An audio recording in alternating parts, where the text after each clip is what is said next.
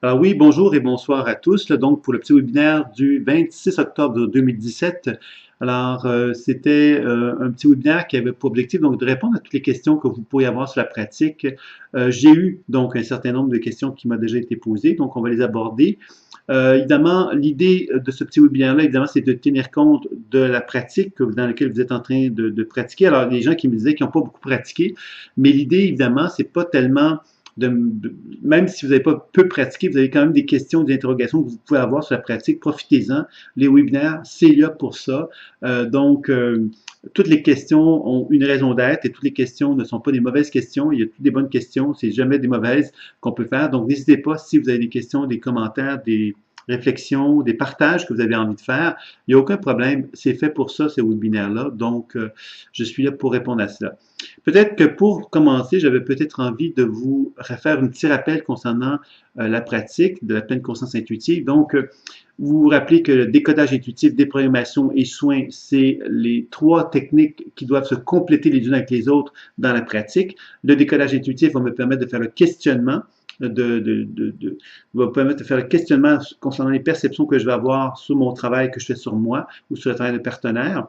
Je vais également avoir la déprogrammation qui va me permettre donc de faire un travail je vais poser la question, qu'est-ce que je peux faire pour aider dans l'immédiat la mémoire ou la perception que j'ai dans mon propre corps sur mon partenaire, et je vais donner, je vais, avec mon imaginaire, inventer, imaginer quelque part ce qui m'est demandé et je vais le donner. Et quand je fais ça, il y a donc une transformation qui va s'effectuer dans les perceptions qui vont m'amener tout doucement à comprendre que plus je déprogramme, plus j'accède à un potentiel évolutif, un potentiel expansif qui anime mon être. C'est-à-dire que moi, je suis connecté avec ma souffrance, moi, je suis connecté avec ma programmation, mes limitations, plus je m'ouvre à des potentiels évolutifs qui vont m'indiquer le chemin de la guérison ou d'arriver à un sentiment de mieux-être. C'est ça, quelque part, qui est très important dans la déprogrammation. Et ensuite, la technique de soins, que vous allez voir qu'il y a une série de techniques de soins que nous allons voir ensemble à mesure que nous allons avancer dans la pratique.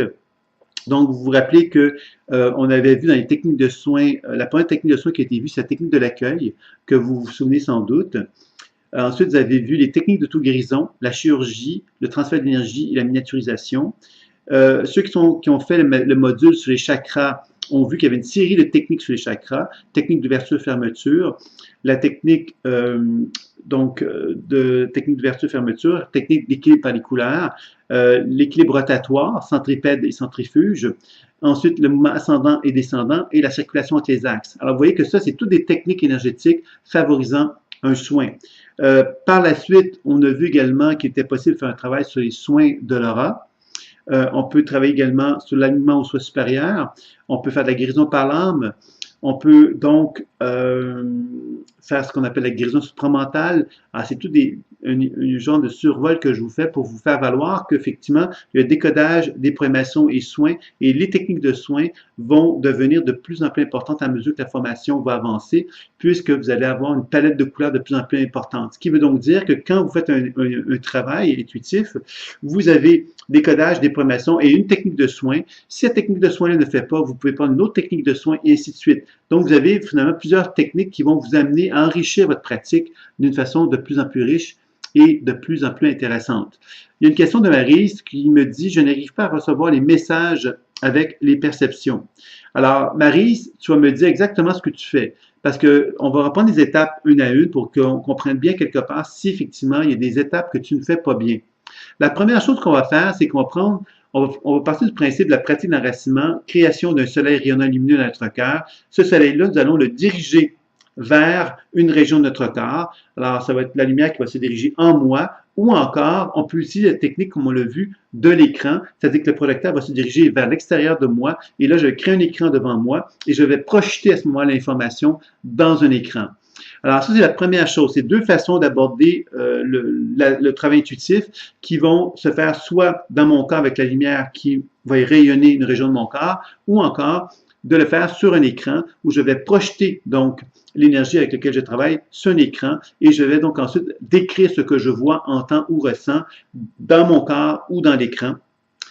Et ensuite, je vais questionner la perception. Très important de m'adresser à la perception pour la questionner. Alors là, ce que je viens de te décrire, Marie, est-ce que tu fais ça? Est-ce que tu as le sentiment que tout ce que je viens de te nommer, tu le fais? Si tu peux me répondre pour qu'on puisse y aller par étapes, là, pour bien cerner ta question, qui est une question importante. C'est pour ça que je suis certain que d'autres gens peuvent avoir ce même genre de questionnement-là. Donc, c'est pour ça que je prends le temps là, de bien répondre à cette question-là. Donc, si tu peux me répondre, Maryse.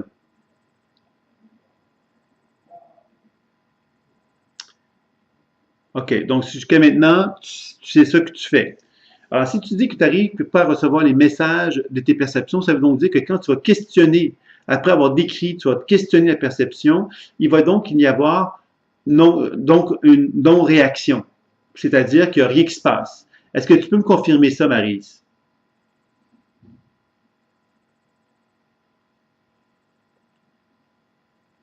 Ou précise-moi, c'est quoi, où se trouve le problème quand tu me dis que tu n'arrives pas à recevoir les messages avec les perceptions? C'est à partir de quel moment que tu as un problème et de comment ça se manifeste?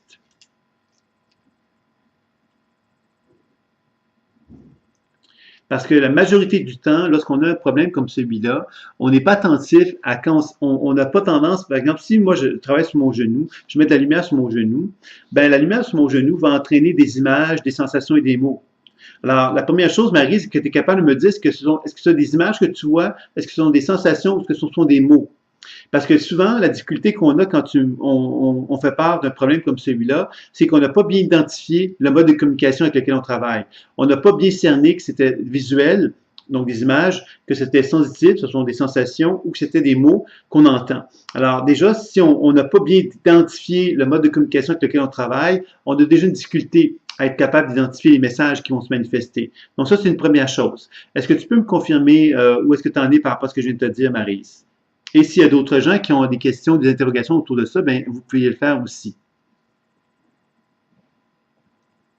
OK, donc, Parishda, par exemple, me dit, pour moi, j'ai des sensations que je n'arrive pas à interpréter. Alors, quand tu dis que tu n'arrives pas à interpréter, Rachida, c'est pas, déjà, en soi, je vais te reprendre, parce que c'est pas l'idée, c'est de ne pas interpréter. Tu n'as pas interprété les manifestations sensitives qui sont dans ton corps. Tu vas les décrire, et quand tu les as décrites, tu vas t'adresser à ta sensation. Par exemple, si j'ai une sensation de lourdeur dans mon genou, je vais m'adresser à la sensation de lourdeur, puis je vais lui demander quel est ton message. Et quand j'observe cette question-là, et que le genou va donc, je vais m'adresser à mon genou, mais la sensation de lourdeur pourrait se transformer en légèreté, par exemple. OK? Alors, ce qui va arriver à ce moment-là, Rachida, c'est que tu pourrais, à ce moment-là, continuer le questionnement. Si tu n'as pas de réponse, tu vas simplement dire à ton genou, ben genou, c'est drôle parce que quand je te pose la question, c'est quoi ton message, ta lourdeur, j'ai l'impression effectivement que ça me rend faible. Est-ce que tu veux me dire que je suis faible? Alors toi, Rachida, c'est là qu'on commence que s'il n'y a pas de réponse claire qui se manifeste dans mon corps, moi, je vais commencer à me positionner pour faire part de ce que je ressens, de ce que je vis, pour demander à mon corps comment lui le reçoit. Alors, c'est un peu comme ça qu'on va arriver à être capable de pouvoir justement avoir un échange qui va se faire. Alors, idéalement, c'est la perception qui doit me répondre, mais si la perception ne me répond pas, je peux, moi, lui faire part de ce que j'ai comme sensation, qu'est-ce que ça me dit, ces sensations-là, et de les témoigner et de voir comment mon corps va me réagir. Alors ça, c'est une belle façon de procéder, Rachida. Je ne sais pas si tu me suis par rapport à ça. Marie, je vais te dire très franchement et très crûment comment je réponds à ton commentaire. Je ne te crois pas. Quand tu me dis je n'ai aucun message, je n'ai aucune image, je n'ai aucune sensation, ce n'est pas vrai. Je suis désolé de te le dire ici. Ça fait assez longtemps que je pratique, puis que j'assiste des gens pour savoir que quand les gens me disent ça, c'est souvent parce qu'ils n'ont pas su faire confiance au processus intuitif dans lequel ils ont. C'est-à-dire qu'ils ont des images ou des sensations ou des mots, sauf qu'ils ne les valorisent pas. Je vais te donner un exemple, Maryse. Si tu me dis que tu mets de la lumière dans ton genou, puis que quand tu mets de la lumière dans ton genou, tu as plein de pensées de peur qui se manifestent ou d'impression quelque part qu'il n'y a rien qui se passe. C'est une réponse. C'est ça qu'il faut que tu comprennes, Maryse. C'est une réponse. C'est-à-dire que quand tu me dis j'ai aucune image, aucune sensation, aucun message, tu te sens comment à ce moment-là, Maryse? Comment tu te perçois? Comment tu te sens? Comment tu te vois? Alors, c'est là que tu vas te rendre compte que ce que tu as l'impression qu'il n'y a rien qui se passe, il se passe des choses, sauf que tu es trop identifié à ça, tu as l'impression que c'est de toi qu'il s'agit. Et c'est ça, la position de témoin, elle doit t'amener à être capable de poser un regard sur ce qui se passe en toi. Il se passe des choses. Il se passe, comment tu te sens quand tu me dis que tu n'as aucun message, aucune image, aucune sensation? Il se passe quelque chose. Et c'est ça, quelque part, que je veux que tu comprennes et que tu apprennes à avoir une distance pour être capable de pouvoir interagir avec. Nathalie qui me dit, pour moi, c'est un mélange entre images et sensations, mais j'ai du mal à faire la différence entre mes pensées à propos de ce que je vois et ce que je reçois comme information. Alors, Nathalie, je te dirais que la différence entre tes pensées et ce que tu vois, ce que tu reçois, il y en a pas. OK, je vais t'expliquer pourquoi. Si dans une position de témoin, la position de témoin va constater que les pensées qui vont se manifester en toi font partie du processus intuitif. Elles ne sont pas là pour te distraire, elles ne sont pas là pour t'amener ailleurs que dans le processus intuitif. Et c'est ça un peu que je voulais faire comprendre à Maryse. Quand elle me dit qu'elle n'a aucune image, aucune sensation, aucun message, ce que je vais lui faire comprendre à Maryse, c'est que pendant qu'elle me dit ça, elle est en train de réfléchir, en train de penser, elle est peut-être en train de se dire qu'elle n'est pas bonne, qu'elle n'est pas à la hauteur, parce qu'elle n'arrive pas à voir quoi que ce soit. Je donne des exemples, là, pour tout simplement faire comprendre que si dans une position de témoin, Maryse, tu vas être capable de constater que dans ta position de témoin, tu vas être capable de voir, entendre et ressentir qu'il se passe quelque chose. Tout un peu comme Nathalie qui me dit qu'elle ne sait pas faire la différence entre ses pensées et les perceptions, alors que les pensées font partie du processus intuitif. Elles sont là simplement pour nous donner de l'information aussi. Alors nous, on doit se mettre dans une position de témoin, dans la distance, pour être capable de m'adresser à ces perceptions-là, même si elles font partie du processus mental des pensées, pour être capable d'interagir avec. Et c'est comme ça que je vais arriver à développer un langage intuitif beaucoup plus riche et beaucoup plus intéressant. Alors Marie, je ne sais pas qu'est-ce que tu en penses de ce que je te dis, Nathalie également aussi, si ça répond à vos questions, puis également Rachida également qui pourrait aussi avoir des commentaires par rapport à ça pour cette première série de questions de réflexion que l'on avait envie d'aborder concernant le décodage intuitif. Je sais que dans la pratique personnelle, c'est très facile de rester un peu comme Maryse avec cette idée d'aucun message, aucune sensation, aucune image, et de rester figé là-dedans. Alors, pour poursuivre le processus maintenant, Maryse, et pour les autres ici, quand on a été au maximum du décodage intuitif, supposons, Maryse, que tu as été au maximum de ton processus intuitif, il ne s'est pas passé grand-chose, ce que tu vas faire, c'est que tu ne vas pas t'entêter. Tu vas simplement passer à l'étape suivante. L'étape suivante, c'est quoi? C'est la déprogrammation. Déprogrammation signifie quelque part que tu vas donc donner à ton corps ce qu'il te demande. S'il ne te demande rien, tu vas lui donner quelque chose que tu as l'impression qu'il serait bon de lui donner. Alors ça c'est important, ça, Maryse, parce que encore là, tu ne dois pas rester dans un processus où tu te dis, je n'ai rien vu, donc je ne peux pas avancer. C'est pas vrai. Tu peux avancer. La deuxième étape, c'est la déprogrammation. Et dans la déprogrammation, s'il ne se passe rien, tu peux donc avoir une interaction, faire quelque chose. L'autre chose, c'est que si dans tes réflexions intellectuelles, il ne se passe rien, tu vois rien, tu n'entends rien, tu ressens rien, peut-être, Maryse, que tu te sens quand même te dire, ah, ben, je me sens mal de rien voir, de rien entendre, d'avoir aucun message. Là, tu vas pouvoir communiquer à la région de ton corps que tu te sens mal, que tu t'en sens mal parce que tu n'as pas l'information. Et tu vas observer qu'est-ce qui se passe. Ça aussi, ça fait partie du processus intuitif, Maryse, qui peut t'amener effectivement à débloquer des choses. Donc, il y a beaucoup de choses là-dedans qui sont intéressantes, là, de pouvoir comprendre justement que tout ce qu'on peut avoir l'impression que ça bouge pas, il se passe rien, ben finalement, c'est toutes des occasions souvent pour faire bouger les choses parce que justement, si on retrouve la position de témoin, on est capable d'avoir une certaine distance par rapport à ce qui se passe, être capable donc d'interagir avec lui. Est-ce qu'il y aurait d'autres questions sur ce processus-là? Il y a Marie, que ça fait longtemps que je n'ai pas vu de commentaire de ta part. J'ai eu Nathalie qui m'a donné un commentaire, puis Rachida également. Je vous remercie à toutes les deux.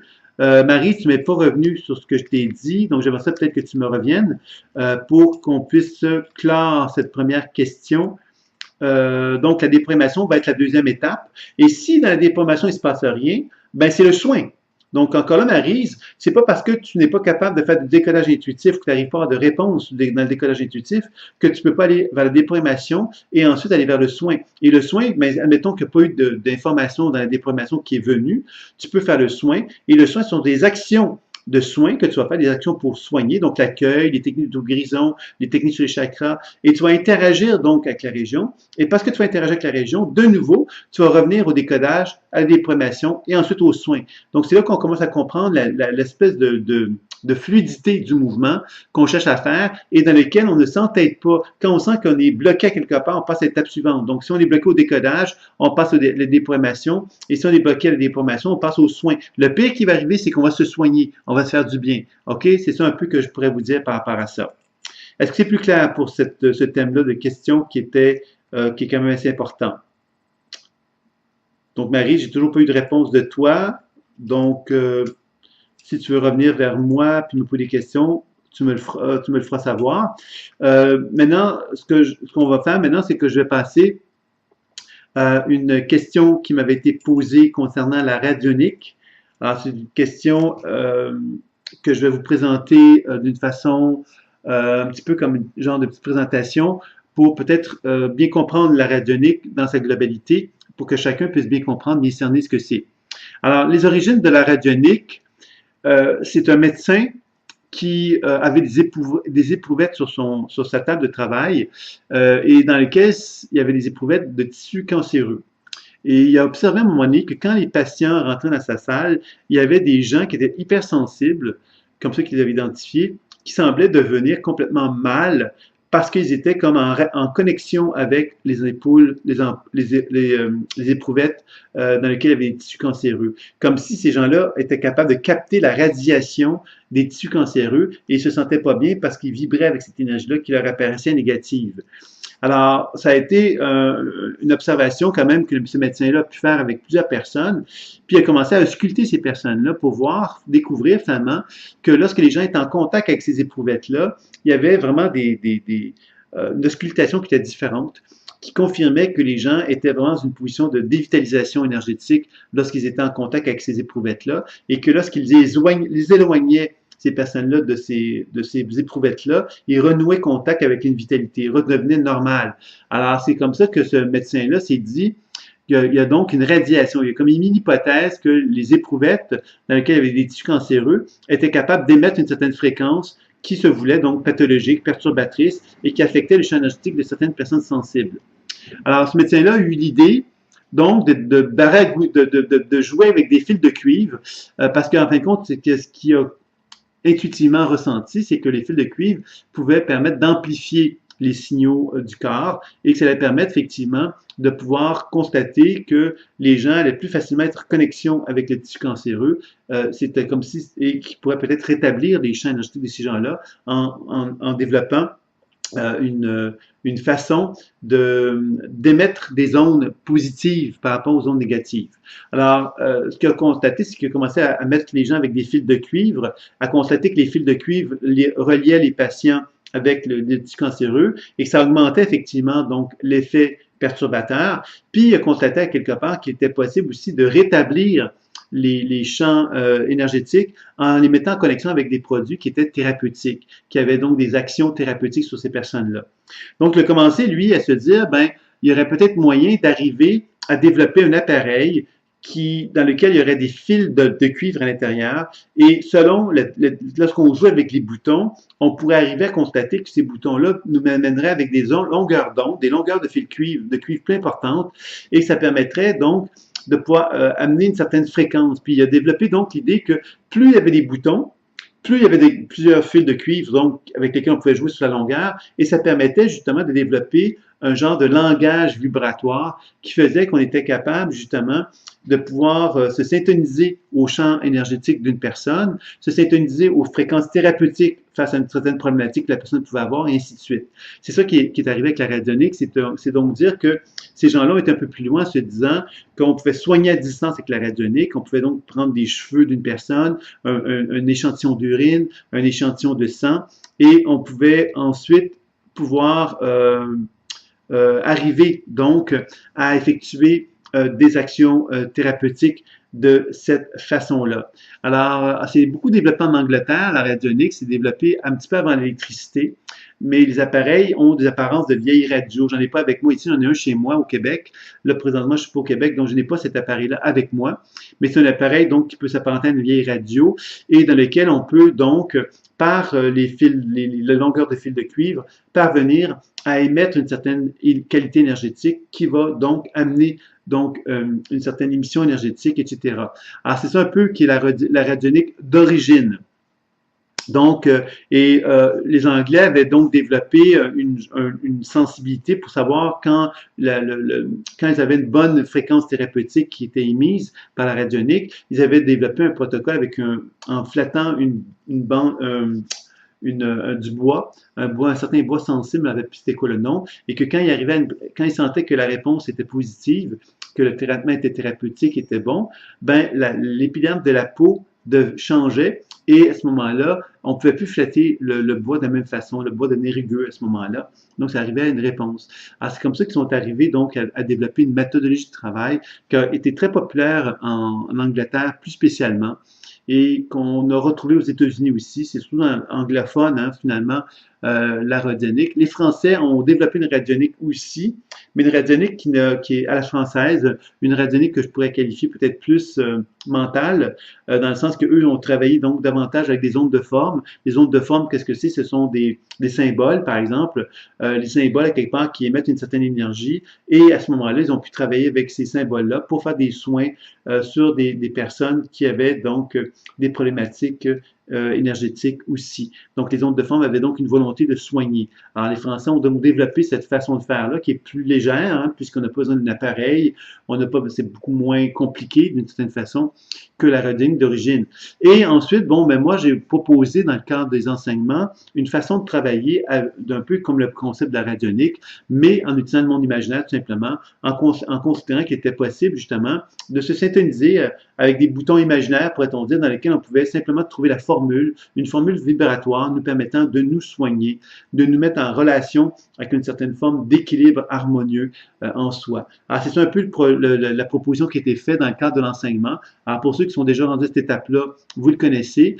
Pour ceux qui vont le découvrir, ben, sachez justement que donc, dans l'imaginaire, il est possible de se syntoniser avec une certaine fréquence. Et cette fréquence-là, bien évidemment, quand on la trouve, ben, c'est une fréquence thérapeutique. Et cette fréquence thérapeutique-là, elle peut être ajustée à nous pendant un certain temps. Elle peut durer donc un certain temps pour nous soigner. Et elle peut avoir aussi une limite. Hein. On peut sentir que ça a moins d'efficacité après un certain temps. Donc, on va de nouveau aller chercher une formule qui va donc davantage nous soigner dans l'objectif qu'on se fixe au moment où on fait le soin à ce moment-là. Donc, je ne sais pas si j'ai répondu à la question concernant la radionique. Alors, ceux qui m'avaient posé la question, bien évidemment, peuvent me le faire savoir. Il y a Catherine qui me dit, pour le soin chakra en profondeur, tu proposes d'aller jusque dans le dos. Est-ce une diffusion par devant et par derrière, sur les côtés, en diffusion équilibrée tout autour? C'est mon imaginaire. Donc, Catherine, c'est une bonne question. Alors, le soin des chakras, quand on dit, par exemple, qu'on va travailler devant, allant dos, sur le côté, c'est une façon, effectivement, de pouvoir enrichir notre niveau de perception lorsqu'on fait un travail sur les chakras. Par exemple, si je fais une ouverture, une fermeture dans un chakra, ben, si je le fais devant, il y a un certain niveau de perception que je vais avoir. Si je le fais à l'arrière, il y a un autre niveau de perception que je vais avoir. Si je le fais sur le côté et sur l'autre côté, je vais avoir un autre niveau de perception que je vais avoir. Donc, ces 4 niveaux de perception-là que je vais avoir vont me permettre de faire du décodage, de l'information des soins, vont me permettre donc d'enrichir, d'augmenter à quelque part mon habileté à me soigner, mais aussi évidemment à comprendre à quelque part qu'est-ce qui se passe dans le chakra en question. Alors, c'est ça un peu l'idée de cela. Alors, je ne sais pas si j'ai bien répondu à tes questions, Catherine, mais reviens-moi de toute façon, ça me fera plaisir d'y répondre. Maryse me revient, excuse-moi, je suis déconnecté souvent, je ne me sens pas bloqué. Par contre, j'ai vu 2 fois le corps non physique d'un chien que je connais. Donc, Maryse, alors la question que je te pose à ce moment-là, c'est que quand tu vois, par exemple, 2 fois le corps non physique d'un chien que tu connais, ben la démarche va consister à t'adresser à ce chien-là, à la perception imaginaire que tu as de ce chien-là, et de lui demander quel est son message. Donc, de le décrire ce que tu vois, entends et ressens, et ensuite de lui demander quel est ton message, et ensuite de le déprogrammer, et ensuite de le soigner et de voir comment évolue le processus. Alors, c'est comme ça qu'on va pouvoir progresser à ce niveau-là. Donc, tu me reviendras là-dessus, Maryse, parce que je ne comprends pas très bien ta difficulté en fin de compte. Donc, ce serait peut-être bien qu'on puisse clarifier ça. Au besoin, on pourrait même se parler au téléphone éventuellement pour aller un peu plus loin par rapport à cela. Je vous rappelle qu'il est toujours possible d'avoir des mini-consultations. Il y a peu de gens qui en ont profité jusqu'à maintenant. Donc, je vous le rappelle qu'il est possible donc de communiquer avec moi par téléphone, par mail ou comme la façon que vous souhaitez et qu'on prenne rendez-vous et qu'on puisse finalement faire une petite mini-consultation pour répondre à des questions d'ordre plus personnelles, mais aussi, évidemment, de faire une évaluation de votre pratique aussi, bien évidemment. Ça peut être intéressant. Donc, les questions concernant la radionique, les gens ne me sont pas revenus, donc je présume que c'est OK. Alors, il y avait des questions maintenant sur comment percevons-nous les mémoires d'autres vies par le visuel, l'auditif et les sensitifs. Alors, la question est intéressante, France, par rapport à ça, et je vais essayer d'y répondre, mais disons que quand on fait un travail sur les mémoires d'autres vies, il faut savoir, premièrement, qu'est-ce que c'est que la mémoire. La première chose qu'il faut comprendre, c'est que ma mémoire à moi, l'histoire de ma vie personnelle, mon histoire à moi, elle me parle de mon histoire.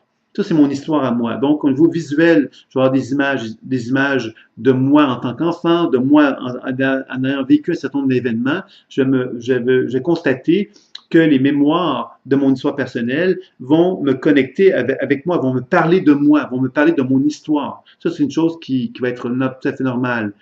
Et si on parle donc auditif, ben, je vais entendre des mots qui vont me parler de mon histoire, des choses que j'ai déjà vécues dans mon histoire. Si on parle de sensations, ce sont des sensations qui vont me référer à mon vécu, à mon histoire. Donc, quand on parle de la mémoire, dans un premier temps, il y a mon histoire personnelle. Maintenant, quand on parle de mémoire d'ancêtre pour moi, c'est mémoire familiale. Ça fait référence donc à des mémoires qui font partie de mon histoire familiale. Alors, mon histoire familiale, ça veut dire quoi? Ça veut donc dire justement que je vais avoir des images, des sensations et des mots qui vont me référer à mon histoire familiale. Donc, ça va référer à mon père, à ma mère, à mes arrière-parents et ainsi de suite. Donc, je vais me référer à des personnes qui vont avoir donc des liens familiaux avec moi. Ces liens familiaux, j'en suis conscient, c'est-à-dire que je peux très bien reconnaître mon grand-père ou ma grand-mère, mais c'est possible que ce soit des mémoires qui vont me référer à des événements plus lointains de mon histoire. Et c'est là, quelque part, que habituellement, ces événements-là vont être identifiables par le fait que le questionnement va m'amener à constater que ces informations-là proviennent de personnes de ma famille. Je vais donc apprendre à le constater, à le conscientiser par le questionnement que je vais faire. Si on parle maintenant des mémoires d'autres vies, mais à ce moment-là, ça fait référence à de la résonance. Alors, la résonance, ça veut dire quoi? Ça veut dire que je résonne avec quelque chose qui ne m'appartient pas comme histoire. Ça n'a aucune corrélation avec mon histoire de vie familiale ou de mon histoire de vie personnelle, okay, parce que c'est quelque chose que je ne reconnais pas, sauf que le thème qui va être habituellement vécu dans la mémoire d'autres vies est un thème qui va souvent être en relation avec un thème que moi je vis. Par exemple, je peux connecter avec une mémoire d'autres vies dans laquelle la culpabilité est très importante et je pourrais constater que moi-même, j'ai une grande culpabilité. Donc, je suis en résonance. Cette mémoire-là d'autres vies résonne avec mon vécu. C'est pourquoi que je me mets en contact avec elle. Alors ça va être un autre élément qui va être intéressant parce qu'on peut le voir, ça. Je peux donc voir une scène dans laquelle je vais me voir dans une époque très lointaine, la romantique, par exemple, dans laquelle la culpabilité va être le thème qui va être important. Je peux le ressentir, je peux avoir des sensations dans mon corps qui vont me référer à l'impression que je suis un Romain, par exemple, de la romantique, et que je me sens très coupable parce que, quelque part, j'ai fait quelque chose que j'aurais pas dû faire. Mais c'est des sensations qui vont se manifester avec moi, avec des impressions que j'ai, par exemple, une armure de roman antique, etc. L'auditif, ça peut être effectivement des mots qui vont se manifester à moi et qui vont me référer à cette expérience de vie qui a eu lieu à la romantique, etc., et dans laquelle je me sens profondément coupable. Alors, maintenant, qu'est-ce qui va être fondamental dans les mémoires d'autres vies? Qui va être bien important, c'est de travailler sur la mémoire, de travailler sur l'événement mémoriel qui est associé à la mémoire d'autres vies, que ce soit au visuel, auditif ou sensitif, pour chercher à déprogrammer après avoir conscientisé ce qui se passe. Et la déprogrammation va me permettre de me dégager, de me libérer de la mémoire et me permettre donc de pouvoir finalement faire en sorte que la mémoire se libère, hein, c'est-à-dire que la mémoire se libère de sa programmation, et parce qu'elle se libère de sa programmation, souvent, qu'est-ce qui va arriver? C'est je vais récupérer, moi, une énergie à quelque part que j'avais dont je m'étais dépossédé finalement. Cette énergie dont je me réapproprie, ben, c'est qu'en déprogrammant la culpabilité, je vais peut-être constater justement que j'ai accès à quelque chose qui est relié donc à un certain courage, à une certaine puissance, à une certaine force que j'avais peut-être pas du tout recontacté en moi, et que le fait de faire un travail de déprogrammation va me permettre d'accéder à ça. Donc, je ne sais pas si c'est plus clair pour cette question-là sur les mémoires d'autres vies. C'était France qui me l'avait posée. Alors, je ne sais pas si pour toi, France, la question est plus claire. Oui, OK. Donc, ça, c'était une question qui m'a été posée. Là, j'essaie de voir les autres questions qui m'avaient été posées. C'était voyage mémoriel. Alors, le voyage mémoriel, dans quelles circonstances va-t-on le faire? Ben, quelque part, le voyage mémoriel, c'est finalement le voyage tout court. On va l'appeler comme ça. Le voyage, qu'est-ce que c'est que le voyage de la pleine conscience intuitive? Le voyage que je fais dans mon genou, c'est un voyage. Maintenant, dans mon genou, je peux voyager, puis je peux constater que dans mon genou, je peux faire un travail dans les cellules de mon corps. Dans les cellules de mon genou, par exemple. Pourquoi? Ben, parce que je fais un travail de guérison sur mon genou, parce que d'un point de vue énergétique, j'ai une problématique à ce niveau-là. Puis je peux donc aller très, très, très, très profondément dans mon genou, puisque je peux rentrer dans les cellules de mon genou, dans chacune des cellules de mon genou pour chercher à rééquilibrer et à réharmoniser l'énergétique de mon genou. Je peux constater qu'en faisant ce travail-là, je peux constater qu'il peut y avoir des mémoires émotionnelles associées à mon histoire personnelle qui est associée à ça. Et je peux constater que dans ces mémoires émotionnelles-là, il peut y avoir des mémoires d'ancêtres familiaux associés à mon arrière-arrière-grand-père. Et je peux constater qu'il peut y avoir des mémoires d'autres vies aussi qui peuvent être associées également à ce travail que je fais. Donc, le voyage mémoriel, finalement, c'est un voyage dans lequel je vais apprendre à voyager dans justement toutes les sphères que je viens de nommer. Alors, quand tu me poses à quel moment faire le voyage mémoriel, mais c'est dans tout le temps qu'on va le faire. Le travail de la pleine conscience intuitive est un voyage. C'est un voyage qu'on fait, et ce voyage-là, on peut le faire dans mon corps, je peux le faire dans une mémoire, je peux le faire dans un niveau spirituel, je peux collaborer avec des guides. C'est toujours des voyages que l'on fait, et ces voyages-là vont se faire à travers le processus de décodage, déprogrammation et soins, donc tout simplement. Alors, je ne sais pas si je réponds à ta question concernant ça. C'était France aussi qui me l'avait posé, celle-là, je pense.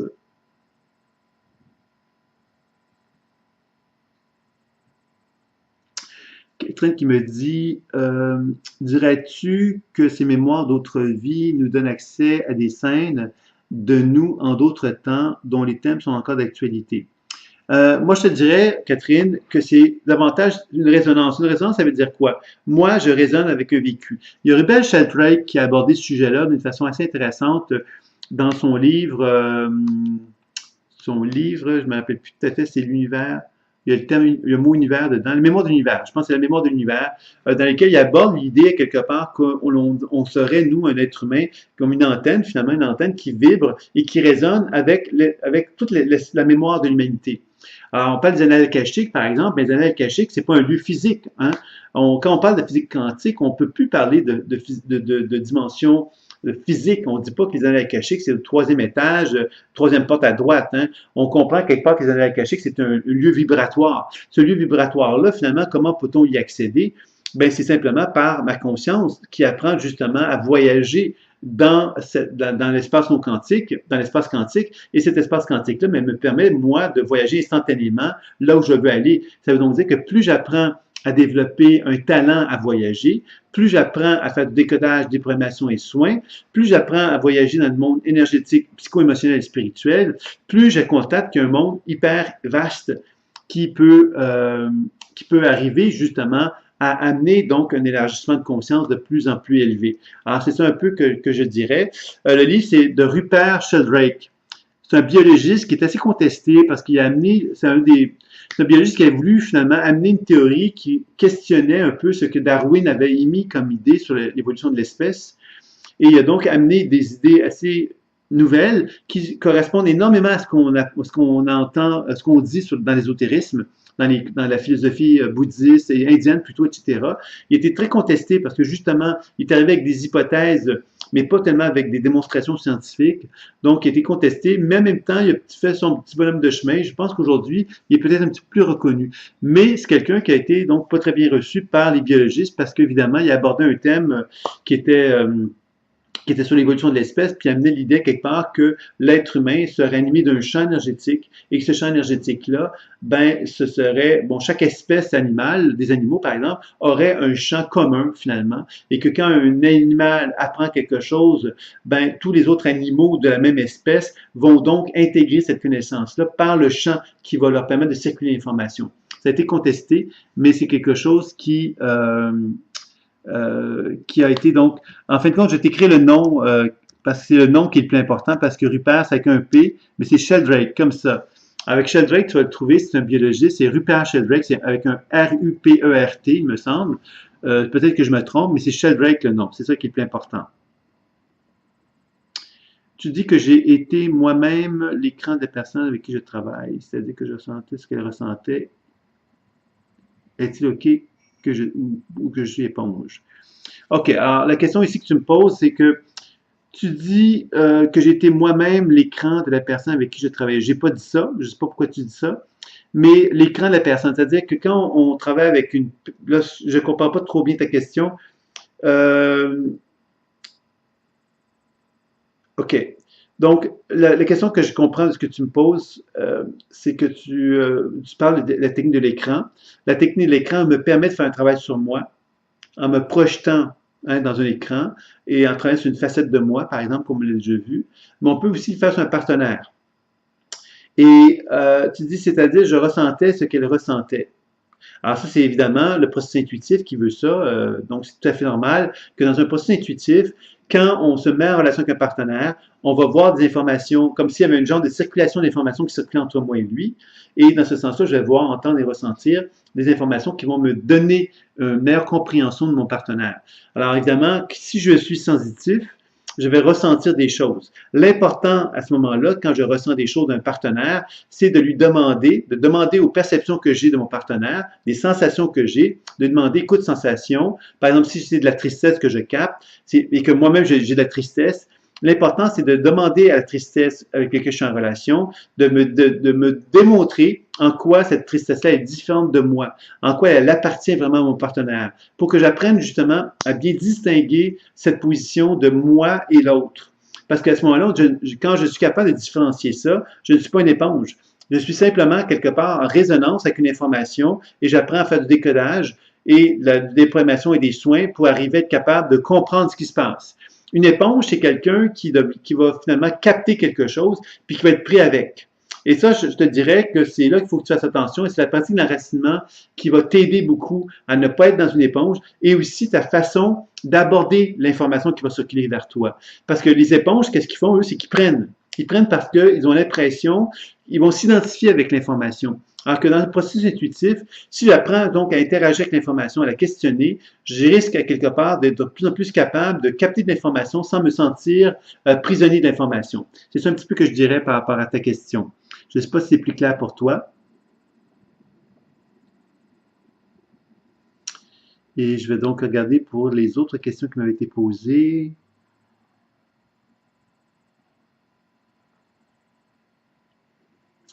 OK, une question qui m'est posée maintenant sur pour les personnes qui sont aux prises à des croyances, comment peut-on les aider à s'en défaire?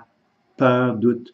Alors, les croyances, à quelque part, la première chose que je dirais, ben, c'est que les croyances, la première façon de dire, c'est comment moi, je peux le faire sur moi. Comme je reviens avec la question que j'ai posée tantôt à, je ne m'appelle plus, enfin, c'est important quelque part de comprendre que c'est avec Joanne, je crois, que quand j'ai des croyances, OK, comme quand une personne a des croyances, il faut comprendre quelque part que ces croyances-là sont en étroite relation avec avec un vécu, avec des expériences, etc. Alors, quand moi j'ai des croyances, comment je vais faire pour apprendre à me dégager? Je vais apprendre donc dans un premier temps à être témoin de ces croyances-là, prendre le temps de décrire ce que je vois, entends et ressens, de les questionner pour comprendre la raison d'être de ces croyances-là, de les déprogrammer pour les modifier, pour découvrir le potentiel évolutif, et ensuite les soigner pour parvenir à m'harmoniser à tout ça. Alors c'est là que je vais commencer justement à me dégager de tout ça. Comment je vais faire ça avec un partenaire? C'est exactement la même chose. Je vais procéder de la même façon sur un partenaire et je vais donc parvenir d'amener mon partenaire à devenir conscient d'un autre regard sur sa problématique qui va l'amener justement à nourrir une autre façon de se concevoir. Ça va m'amener donc au module sur la programmation, cerveau quantique et programmation, je crois quelque chose comme ça, qui, lui, va vous donner un protocole pour vous amener à développer ce que moi j'appelle des programmations, c'est-à-dire des paroles de programmation qui vont découler du travail de déprogrammation que vous allez avoir fait sur justement ces croyances, etc. Je vous réfère également au livre Se libérer du connu de Krishnamurti, qui est un excellent livre qui vous amène justement à bien comprendre que les croyances sont souvent liées justement à du connu. Hein, j'ai connu quelque chose et c'est pour ça que je vais avoir tendance à toujours répéter les mêmes expériences, les mêmes croyances, les mêmes idées, parce qu'à quelque part, c'est du connu, et d'une certaine façon, le connu, c'est sécurisant. Et ce livre-là vous explique bien le processus, vous permettant de vous en dégager également. C'est un très, très bon livre pour ceux qui ne l'avaient pas lu. Merci, les effets d'enracinement sont forts, d'accord. Alors, Jeanne me dit, l'anxiété vient de où? Alors, c'est pas d'une anxiété par rapport à une personne, justement, qui aurait de l'anxiété, c'est bien ça, lorsqu'elle parle de ses croyances, etc. Alors, encore là, même chose. Quand on parle d'une anxiété, dans le processus sur les chakras, dans l'enseignement sur les chakras, il y a un module 2 qui nous enseigne justement à travailler sur les sous-personnalités. Je ne sais pas si tu me suis, là, ou les états de conscience qu'une personne peut avoir. Alors, l'anxiété fait partie justement d'un processus inconscient qui est une sous-personnalité. L'anxiété est une sous-personnalité, donc je pourrais travailler sur la partie anxieuse de mon partenaire. Donc, à ce moment-là, on pourrait très bien travailler de cette façon-là. Ça serait une façon de travailler. Décodage, on va questionner l'anxiété. Déprogrammation, on va déprogrammer l'anxiété pour arriver à ce qu'on voit ce qui est derrière l'anxiété. Et le soin va nous permettre de rétablir les flux énergétiques. Donc, c'est toujours la même chose, Joanne. Je ne sais pas si je réponds à la question, mais c'est ça un peu que j'aurais tendance à te dire, c'est reviens vers les bases. Les bases sont vraiment essentielles et toutes les questions que tu me poses reviennent là-dessus tout le temps. Comme là, c'est une question que tu me poses et finalement, on en revient toujours avec les bases. Et c'est pour ça que je te demande toujours de me remettre à un moment donné un compte rendu pour qu'on regarde parce que j'ai souvent l'impression que justement, tu reviens avec ces thèmes-là, comme ça, quelque part, le processus de décodage et tout ça ne se faisait peut-être pas adéquatement. Ce serait intéressant quand même d'y revenir là-dessus pour que on puisse aller un peu plus loin là-dessus, parce que c'est un thème qui revient souvent et je me dis qu'il y a quelque chose qui est peut-être mal compris de ton côté. Catherine, super, ta clarté, ta simplicité de réponse, sujet d'être éponge. Merci, merci. Je pratiquais une autre technique de soin avant, et là, quand je travaille mes modules, j'ai l'autre technique qui interfère. Je ne sais pas s'il faut lâcher prise, accepter ou pas. Ben, Rachida, je te dirais que c'est pas, encore là, tu n'as pas à te battre. Si la technique, elle vient, ça, c'est une chose. Maintenant, ce qui est important, c'est que tu retombes pas dans, comment dire, tu sais, c'est un peu comme des pantoufles. L'être humain, il aime beaucoup ses pantoufles. Et quand on est en train d'apprendre quelque chose, ben les pantoufles, hein, on ne sont jamais très loin.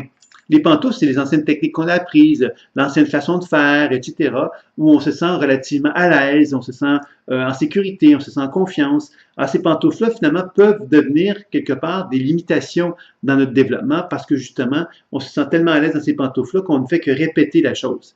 Alors, la question que j'ai à te poser, Rachida, c'est, moi, j'ai pas de problème avec d'autres techniques, mais je te rappelle 3 choses qui sont toujours la même chose et je le répéterai pas mal, très souvent, je pense, dans les webinaires, c'est décodage, déprogrammation et soin.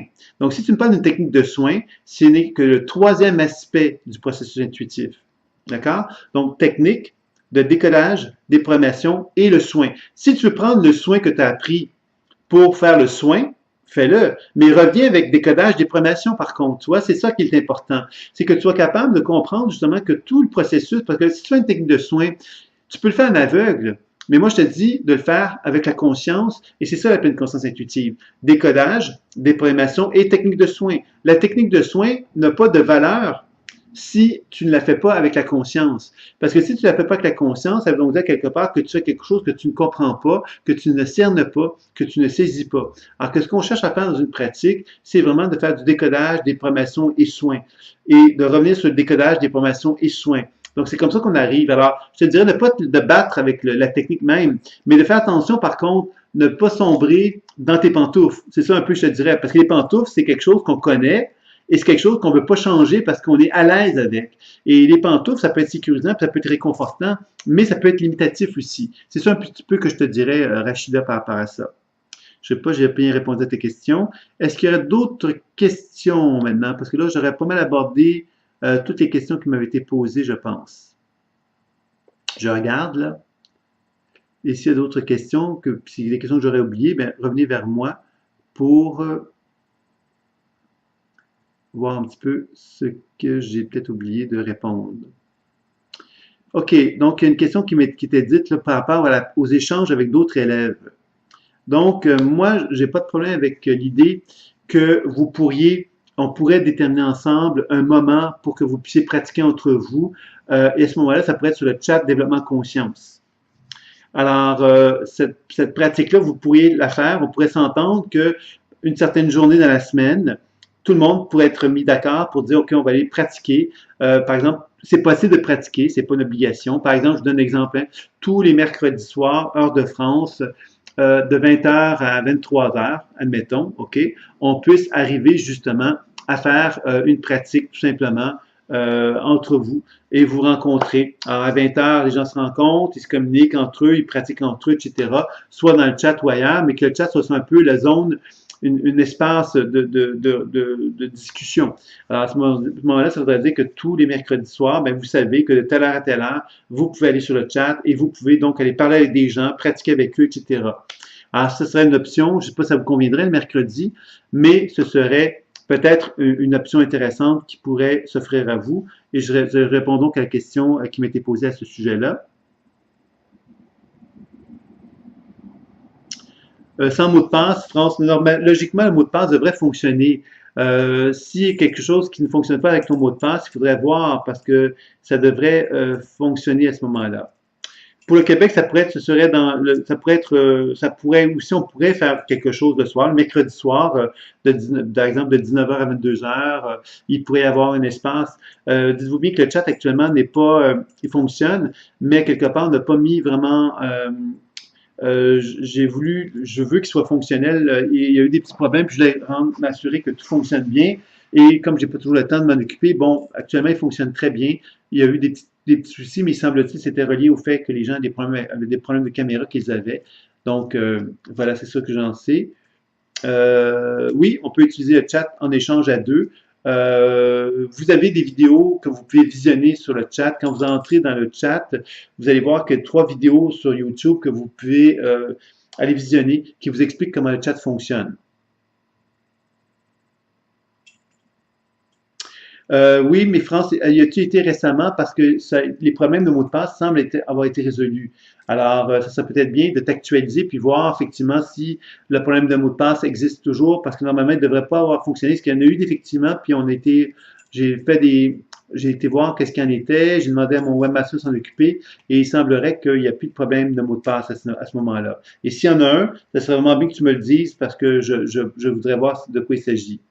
Alors, si Joanne ne peut pas le mercredi soir, ben, il faudrait juste trouver une autre journée, le jeudi, par exemple, ou c'est pas trop important. L'important, c'est de savoir à quelque part qu'il pourrait y avoir des journées associées à la pratique pour la France et pour le Québec.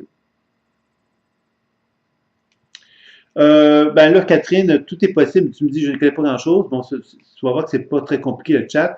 On vous donne des explications pour vous l'expliquer, mais c'est assez facile comme utilisation. Ça sera uniquement le mercredi, mais parce qu'en quelque part, si on dit tous les jours, tous les soirs, ben ça veut donc dire que tous les soirs, vous allez aller là, mais vous n'allez pas savoir c'est quelqu'un. Alors que si on dit une journée attitrée, ça veut donc dire que tout le monde se rendrait à ce moment-là, puis tout le monde pourrait pratiquer entre eux. C'est pour ça que ça serait peut-être intéressant d'arrêter une journée pour pouvoir effectivement assurer que tout le monde puisse pratiquer à ce moment-là. C'est ça un petit peu l'idée que j'avais en tête par rapport à ça. Donc, je pourrais, moi, vous envoyer une invitation une journée. Par exemple, ça peut être le mercredi, ça peut être le week-end aussi, hein, ça peut être 2 fois par semaine aussi. Moi, ça ne change pas grand-chose parce que ça va être entre vous que ça va se faire. Moi, je ne serai pas nécessairement présent dans ces moments-là. Donc, si ça vous intéresse, on pourrait faire quelque chose comme ça. Et si ça vous intéresse, donc, il pourrait y avoir aussi une pratique supervisée qui pourrait être faite. Je ne pourrais pas le faire cette semaine parce que je suis en déplacement cette fois-ci, mais je pourrais peut-être organiser quelque chose la semaine prochaine ou en début novembre aussi. Ça pourrait être également possible si vous avez un intérêt à ce niveau-là. 2 fois par semaine, ça serait bien. Bien, quelque part, il n'y a pas de problème. Comme je dis, ce serait des pratiques que vous feriez entre vous. Donc, il faudrait juste statuer des heures et des journées appropriées. Et puis, finalement, vous vous organisez entre vous pour essayer pour aller voir si vous pouvez pratiquer avec des gens qui sont sur place à ce moment-là. Donc, il suffirait simplement que je vous fasse une proposition ou que vous me dites vous-même ce qui vous apparaîtrait bien là. Donc, oui, ben, c'est ça, 2 fois par semaine. Donc, ce serait peut-être les options qui pourraient être faites, que je pourrais proposer avec des heures que je pourrais proposer. Puis à partir de là, vous voyez, donc, quand vous avez envie de pratiquer, ben, vous allez là, puis vous allez voir s'il y a des gens qui sont sur place. Il faudra donc qu'il y ait 2 journées par semaine qui soient associées. Ça pourrait être, par exemple, le lundi soir et le jeudi soir, par exemple. Vous voyez, ça pourrait être une option. Ça pourrait être une option le lundi et jeudi soir, de 19h à 22h, heure de Québec et heure de France. Donc, il y aurait 2 moments, donc aux mêmes heures. De 19h à 22h, ça veut donc dire quelque part que quand vous voulez pratiquer, bon, ben, entre 19h et 22h, vous pouvez aller pratiquer, rencontrer des gens sur place dans le chat. Ça serait un petit peu ce qui serait proposé à ce moment-là. Comme lundi et jeudi soir, ça serait des possibilités. Ça pourrait être aussi d'autres journées, hein, mais lundi, jeudi, ça pourrait être intéressant. Si ça vous convient, vous pourrez peut-être juste me le faire savoir, puis on pourrait lancer quelque chose de cet ordre-là. OK. Est-ce qu'il y aurait d'autres questions sur l'ensemble de ce qui était vu par rapport aux questions qui m'ont été posées ou sur d'autres sujets, puisque c'est des questions encore, c'est encore le moment de les poser.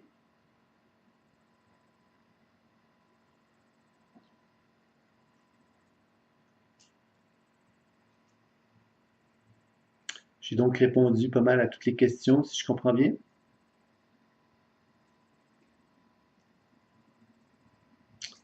OK, donc ce que je vais faire, c'est que moi, je vais vous faire, je vais vous envoyer le lien pour le webinaire pour le revisionner. Oui, mais comme je dis, Nathalie, là, elle me dit, Nathalie, que 2 fois c'est difficile. Si on fait des propositions 2 fois par semaine, ça veut donc dire quelque part que les gens choisissent. Les gens peuvent venir 2 fois par semaine, 1 fois par semaine, peuvent choisir la journée qui leur convient le mieux. Il n'y a aucune obligation. C'est des journées quelque part qui sont là uniquement pour vous permettre de pratiquer entre vous sur la pratique. C'est ça un peu l'idée. Je ne m'appelle pas, Joanne, de quel module il s'agit, mais c'est cerveau et des programmations quantiques. Non. Non, cerveau quantique et des programmations. Et programmation. C'est ça un peu, je crois, le module. Enfin, c'est dans la fin des modules que ça a lieu, ça. De toute façon, le chat est opérationnel en tout temps, sauf que s'il n'y a personne, bien évidemment, il n'y a personne. Donc, vous arrivez sur le chat et vous voyez qu'il n'y a personne. Mais effectivement, il est fonctionnel 12 mois par année, 24 heures sur 24. Sauf que, évidemment, le problème, c'est qu'actuellement, on n'a pas encore lancé l'enseignement au complet. Le chat n'a pas été lancé encore officiellement parce qu'il y a eu des problèmes techniques de différents ordres qui ont fait que j'ai toujours remis le lancement. Et là, je vais donc lancer au mois de novembre une invitation pour un petit webinaire qu'un collègue, un de mes finissants va faire. Et je suis en train d'envisager la possibilité qu'il puisse le faire sur le chat. Donc, ce serait peut-être une occasion, mais c'est loin d'être sûr, donc je me suis dit que peut-être le mieux, ce serait que vous puissiez pratiquer dessus, que vous puissiez me faire part s'il y a des difficultés, des problèmes, bien qu'on puisse regarder ça ensemble. Et moi, je vais bientôt commencer à faire des webinaires plus régulièrement sur le chat, là. Mais comme je dis, j'ai déjà été chaudé, donc j'y vais tout doucement à ce niveau-là. Oui, c'est à venir, Joanne. Je suppose que tu en es dans la formation, mais j'aimerais ça qu'on se parle de toute façon, comme je t'ai déjà dit, par rapport à notre entente, tout ça, comme puisqu'on avait une entente particulière, j'ai pas en souvenir qu'est-ce qu'on avait dit, donc ce serait peut-être bien qu'on puisse se parler à ce moment-là.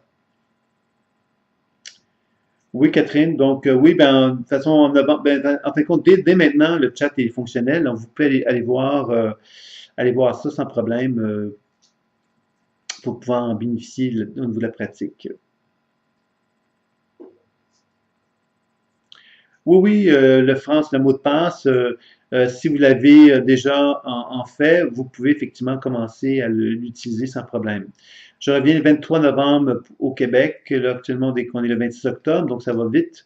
Ça va être très bientôt. C'est dans moins qu'un mois que je vais être de retour au Québec. Je vais terminer mon voyage, moi, donc je vais à Paris du 3 au 10. Et après ça, je m'en vais donc du 10, en fait, plutôt au 22, 23 en Suisse. Et le 23, je retourne au Québec. Donc voilà pour les informations. Donc, c'est bien. Donc, je pense qu'on va terminer ici. Il n'y a plus d'autres questions que je vois. Alors, moi, je vais vous relancer sur les webinaires, pas les webinaires, mais sur les pratiques que vous pourriez pratiquer entre vous. Je vous rappelle cependant que les pratiques peuvent être intéressantes, bien sûr, au niveau des pratiques à deux, mais c'est évident que pour ceux qui sont en formation personnelle, la pratique personnelle est certainement la pratique à investir le plus. Parce que c'est sûr que des fois, on dit, ah, ben, je vais pratiquer sur quelqu'un d'autre. Dans l'introduction, on m'a montré un petit peu comment faire.